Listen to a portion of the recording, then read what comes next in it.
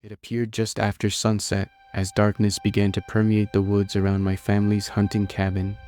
I wouldn't have seen it in time if it weren't for the silver beams emanating from the full moon, which streamed into the clearing around the cabin and bathed the ground in their pale brilliance. I had finally arrived at the cabin. Dusk had given way to night so that darkness could reign. I was exhausted from a full day of work and a long drive, trying my best to relax, when I realized that I had forgotten to bring my rifle in with me. I groaned, irritated with myself, then forced myself to get out of the old 70s floral print armchair and dragged myself to the door. I groggily stepped out into the moonlight, leaving the door wide open. I was immediately overtaken by the urge to yawn and stretch as far as I could, to the point that I nearly lost my balance. It wasn't until I regained my composure and began to walk over to my pickup truck that I became aware of how eerily calm and quiet the woods around me had become, and I couldn't shake the feeling that I was being watched. I knew from experience that this was never a good combination when one was in the mountains by themselves, so I upped my pace. I closed the rest of the distance as quickly and as quietly as I could. My eyes searched the edge of the woods for any movement or any sign that something may be there. Upon reaching my truck, I stood still for a moment, then looked around and listened intently before I pulled the passenger side door open. Believing that the coast was clear, I stepped up onto the sidebar and reached into the back seat for my gun case. I then felt a piercing gaze fall upon my back and grabbed onto the seat before I slowly turned myself around. That's when I saw it. Peeking around from the back corner of the cabin was what appeared to be the head of some sort of canine. The only feature that I could make out for certain at that moment was its shimmering red eyes locked onto mine. I froze in place, unblinking, and felt a wave of tension and anxiety wash over me. I didn't dare move lest it would approach. It looked over toward the trees, then back at me before it slowly came out from behind the cabin and moved out into the clearing perpendicular to my position. Now that it was out in the open, I could see that this was in fact a dog, but it was no ordinary dog. It was massive, and even in the light, it was still completely encompassed by shadow, as if it were made of the darkness that surrounded us. Its body emitted what could only be likened to an aura of blackness, animated with fluttering tufts that vaguely resembled flames. I'd never seen anything like it, and the sight sent such intense shivers down my spine that it caused me to arch my back slightly out of reflex.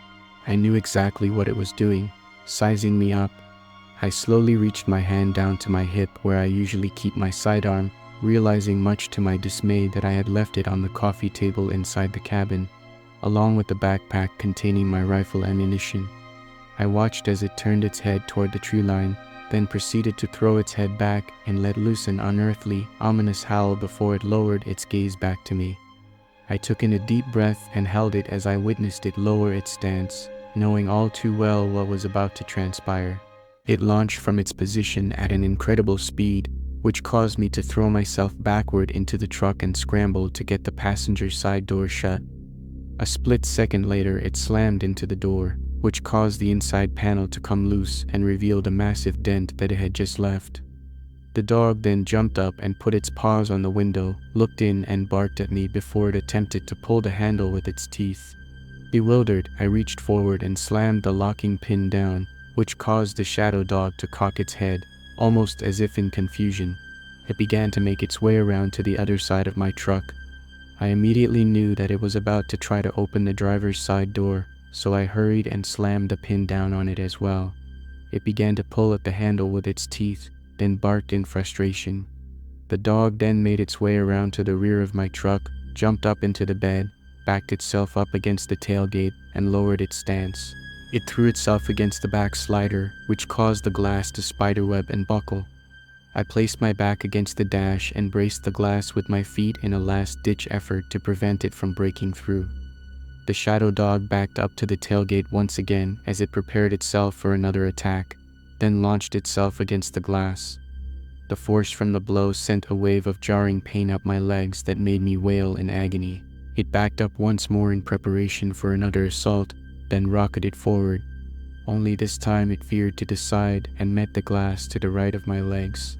It made it through. The back glass behind the driver's seat gave way.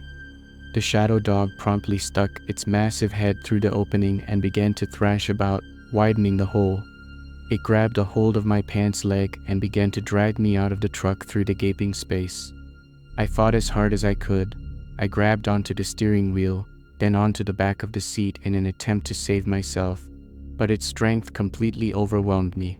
It dragged me out of the truck, over the side rails of the bed, and then began to drag me toward the cabin. I thought for sure that I was done for, but it came to a complete stop, snapped its head to the tree line, and proceeded to growl. It took one quick look back at me before it sprinted off into the woods. I knew that this may be my only chance at escape, so I collected myself from the ground and retrieved my rifle from the truck as swiftly as I could manage. The dog was nowhere to be seen, but I could faintly hear it barking and growling in the distance. The pain in my legs was nearly unbearable, but I forced myself to shamble toward the safety of the cabin. I had reached the halfway point between my truck to the door when I heard the rustling of brush. I spun around and reeled in terror as the dog re-emerged from the woods. It locked eyes with me, then proceeded to bark and trotted towards me. I pushed through the fear, through the pain, and made my way to the cabin as quickly as I could, rifle case in hand. Although my rifle wasn't loaded in the worst-case scenario, I could at least strike the dog with it in self-defense. Thankfully, the shadow dog moved toward me at a much slower pace than it initially had when I was in the truck, so I was able to reach the open door of the cabin safely. I darted inside and immediately slammed the door, locking it behind me. I fully expected the dog to slam into it in an attempt to smash through, but it didn't. I placed the rifle case by the door and forced myself to look out the window to see what it was doing. The dog paced back and forth in front of the narrow porch, switching its gaze back and forth between myself and the tree line. "What's it doing?" I asked myself. It had been trying its damnedest to get to me in the truck, but now it was just pacing, watching. It didn't rush the door, nor did it try to break through a window. It didn't even make a sound. It just marched, watching intently. I kept my eyes fixated on it through the window as best I could whilst retrieving my sidearm from the table and the rifle ammunition from my backpack. I placed my magnum on my hip and loaded the rifle to make sure that I was ready for the next assault. The shadow dog paced several more times before it made its way around the corner to the back side of the cabin. I made my way toward the back wall and watched for it through the window for some time, but it was nowhere to be seen. Then I heard a knock at the front door. A knock. A dog would scratch at a door, maybe even whine or bark, but knock. Although the chances were astronomically low, this could be a person lost in the woods who sought refuge. If it was, I had to get to them before the dog did. "Hello, who's there?" I called out as I made my way across the cabin, but there was no response. I was met with only another series of knocks. Upon reaching the door, I called again. "Hello? Help me." A faint, steady voice finally answered. "I'm lost and tired and hungry. Please let me in. There's some sort of strange animal out here. It's after me." I unlocked the door and began to push it open. I managed a gap of only a few inches before something slammed against it, which sent me flailing backward onto the floor. I then heard the familiar growling and barking, followed by the sounds of tearing flesh and a blood-curdling screech. The dog had gotten to them first. The sounds began to retreat from my door. I assumed that the dog must be dragging them away into the woods, so I grabbed my rifle in hopes that I might be able to save them. I threw open the door, only to find the shadow dog outside alone, staring off into the trees. It turned back and looked at me, then began to bark wildly. Although I was bemused to find it alone with no sign of the other person, I wasted no time in pulling the door shut, then quickly slammed the bolt back into place. Again, I fully expected the dog to slam into the door after me, but it didn't. It only barked at me a few more times before it resumed pacing in front of the porch. It continued this behavior for a while, then came up onto the porch and laid down. It fixed its gaze outward onto the tree line and began to emit a low, unsettling growl. I couldn't believe it. Its behavior was completely different from what it had initially displayed while I was outside. The sun would be rising any minute. I picked up my rifle and threw open the front door in anger, stepped outside and called arrogantly into the waning night, "I've had enough." As I aimed my rifle toward the glowing eyes, I was met with the most sinister and horrific screeching sound imaginable, as if 1,000 banshees were wailing all at once. Ice ran through my veins and my hands trembled so intensely that I nearly dropped my firearm as a new monstrosity emerged from the tree line. It stood on 2 legs and was about the size of a person, bearing a gaunt form. It was hunched over, its long arms dangled toward the ground, ending in clawed hands. Its pale skin, dotted with deep teeth marks and gashes that seemed freshly healed, clung to its toned musculature. The sight sent a rush of disgust into my deepest bowels. It had piercing red eyes like the dog, but its presence was altogether different. It screeched once again, pulling back its pointed ears as it revealed its long, sharp fangs and flared its flat, upturned nostrils. It was at this moment I accepted, no matter how much I initially detested the thought, that I was the prey in this situation. I knew that I looked like a 7-course meal to this abomination. It lowered its stance and raised its arms out to the side with its claws spread wide. I readied my rifle, prepared to place as many shots as I could into it in an attempt to take it out, or at the very least slow it down so that I could retreat within the cabin. It began to close the distance between us at a blinding speed. I backpedaled slowly as I repeatedly fired and cocked my rifle as fast as I could. My shots seemed to be ineffective. They caused no real damage and failed to slow it down. The magazine in my rifle quickly became empty, so I threw it towards the creature. I drew my magnum from its holster and kept firing as I continued to move backward until the worst possible thing happened. I tripped. It had nearly reached me when all of a sudden the shadow dog appeared out of the darkness. It slammed into the foul creature full force, sending it spinning and bouncing across the ground until it managed to slam a clawed hand into the dirt and skid to a stop.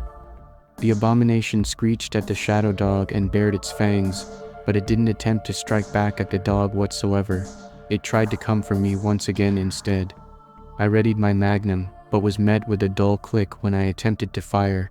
It was empty. The dog struck once again, but this time it found a firm hold upon the creature and refused to let go. They rolled around on the ground, each trying to get the upper hand on the other until the dog finally pinned it down. The sun then began to rise. The blinding rays caused the skin of the creature to boil and sizzle as it shrieked in pain, and it tried to escape the clutches of the shadow dog to no avail. Overwhelmed by the brilliance of the sun, the abomination's flesh gave way to bone before erupting in flames, and burned until nothing remained of the creature but ash. The dog howled in triumph as the sun began to unravel the shadows that consumed it, revealing a much smaller, less threatening form. I could now see the true form of the dog underneath. It was my best friend who had been killed trying to protect me many years ago. I couldn't believe my eyes. "Oh my God, that you, boy. I'm so happy to see ya," I called to him. I was not only dumbfounded, but also elated to behold such a sight. He threw his body against mine and began to lick my face. Tears streamed down my cheeks. I never thought I'd see ya again. My dog then proceeded to run away, disappearing around the back corner of the cabin. I sprang to my feet and followed him, but he had already vanished before I could catch up. I made my way over to the grave where my friend had been laid to rest all those years ago. "Not only once, but twice now you've saved me from certain death." I spoke before kneeling at his headstone, recalling the time he had saved me from an angry black bear.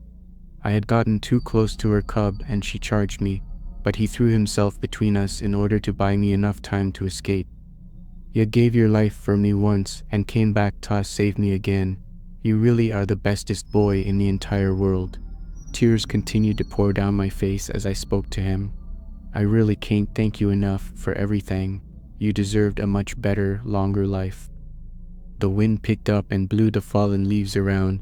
"Your life may have been cut short, but that didn't stop ya from watching out for me, did it? Y'all have always been here and in my heart. I'll never forget ya long as I live. I have no idea what would have happened if that creature had gotten hold of me," I wept. "But you weren't about to let that happen, were ya? I love ya, boy." Afterward, I became obsessed with researching the incident, soaking up every last piece of information that I could find.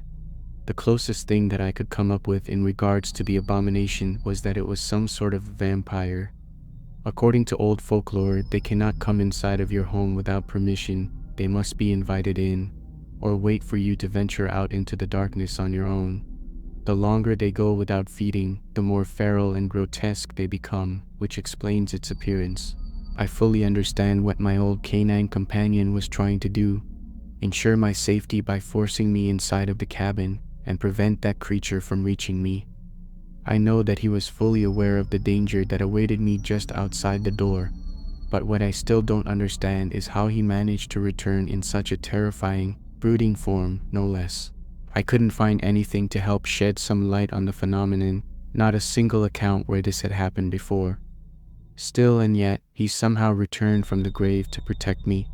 Perhaps the bond of friendship has simply proved itself stronger than even the grip of death.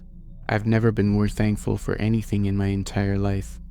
Not only did my best friend save my life once again, but I also got to see him one last time. What more could you possibly ask for? The fall.